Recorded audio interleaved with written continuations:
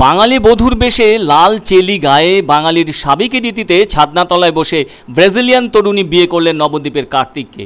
সত্যি বাঙালির আর 5টা বিয়ের মতোই লাগছিল এই বিয়ের আয়োজন। লম্বা ফর্সা চেহারার ব্রাজিলিয়ান তরুণী ম্যানুয়েলা অ্যালভেজ দা সিলভা বাঙালি কনের সাজে বিয়ের পিঁড়িতে বসে পর্তুগিজে মন্ত্র বদলে অত্যন্ত আনন্দের সাথে বিয়ে সেরে নতুন দাম্পত্য জীবনে প্রবেশ করলেন কার্তিক মণ্ডলের সাথে। কলকা করা পানের পাতা দিয়ে চোখ ঢাকা থাকলেও শুভদৃষ্টির সময় যেন আলতোভাবে হবু স্বামী কার্তিকের দিকে তাকালেন বিদেশিনী ম্যানুয়েলা। আবার বাঙালি পুরোহিত মশাই স্মার্ট অ্যাপের মাধ্যমে বিয়ের মন্ত্র পর্তুগিজ ভাষায় বদলে দিচ্ছিলেন বলে উপস্থিত সকলের অবাক লেগেছে।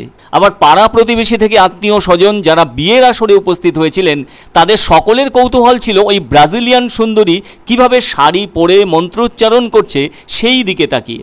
অবশ্য নবদ্বীপের পাত্র সেই কার্তিক মণ্ডল তো অনেকদিন আগেই মন দিয়েছিলেন ব্রাজিলিয়ান তরুণীর প্রতি, যা প্রায় 6 বছর হয়ে গিয়েছে। আর সেই মন দেওয়া নেওয়া আজ যেন পূর্ণতা পেল বিয়ের জল পেয়ে।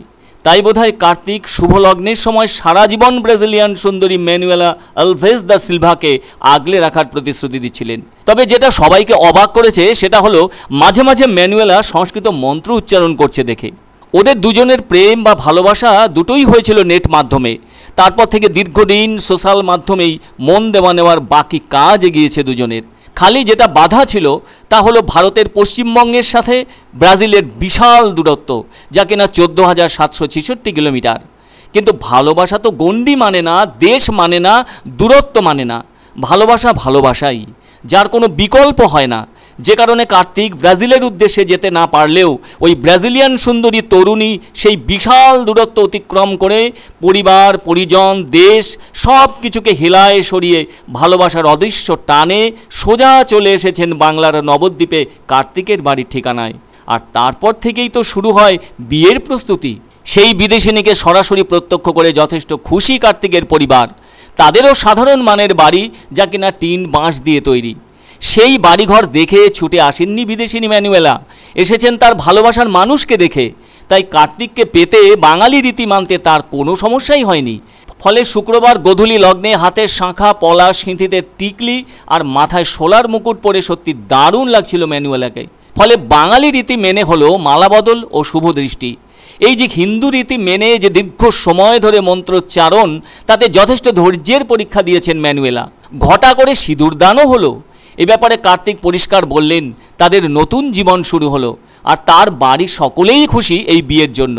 অন্যদিকে বিয়ের আসরে বাঙালি বধূ হিসেবে ম্যানুয়েলা একরাশ হাসি রেখে স্পষ্টই জানিয়ে দেন তিনিও ভীষণই খুশি। আর সত্যি বিদেশিনীকে ঘরের ছেলে বিয়ে করায় নবদ্বীপের ফরেস্টডাঙ্গা এলাকার মণ্ডল পরিবার কার্যত ভাসছে খুশিতে। উল্লেখ্য, কার্তিক সুরাটে থাকার সময়ে তার সাথে নেট মাধ্যমে আলাপ হয়েছিল ব্রাজিলের ওই তরুণী ম্যানুয়েলার সাথে। আর এখন তো নতুন জীবনে প্রবেশ ঘটল তাদের। তবে বাঙালি খাবারে তার কোনো অরুচি নেই, শুধু ঝাল জাতীয় বিষয় না থাকলেই ভালো। তবে তার মনের কথা মনের মানুষ কিন্তু বুঝে যাচ্ছেন, সেটাও কি কম। তবুও চেষ্টা করছেন বাংলা বলবার। তাই বোধহয় ম্যানুয়েলা বাংলাতেই বলে দিলেন বিয়ে করে দারুণ ভালো লাগছে। Oh my God! আজ আমাদের বিয়ে, আমি কোন খুশি। Your name? Manuela Alves da Silva, Brazil. আজ আমাদের বিয়ে সম্পূর্ণ হলো এবং সনাতনী হিন্দু ধর্ম মতে আমাদের বিয়ে সম্পূর্ণ হয়েছে। পূর্ণতা যখন সারা জীবন থাকবে তখন লাভ হবে।